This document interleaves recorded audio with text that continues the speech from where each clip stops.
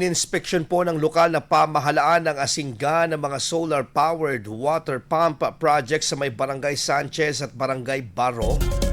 Kasabay po ng nararanasang matinding init ng panahon. Ayon sa ulat, sinuri po ng mga otoridad ang kondisyon ng mga pasilidad at iba't ibang mga bahagi po ng irrigation system upang matiyak ang maayos na pagpapatubig sa mga lupang sakahan sa lugar.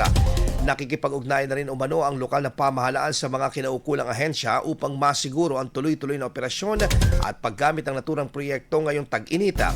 Pinangasiwaan ng solar-powered irrigation project ng Department of Agrarian Reform, katuwang ang National Irrigation Administration sa pamamagitan ng Pangasinan Irrigation Management Office or PIMO. Layunin ng proyekto na makatulong sa mga magsasaka sa pagpapanatili ng supply ng tubig para sa kanilang pananim lalo na sa panahon ng matinding init at kakulangan sa ulan. IFM News. IFM News. IFM News.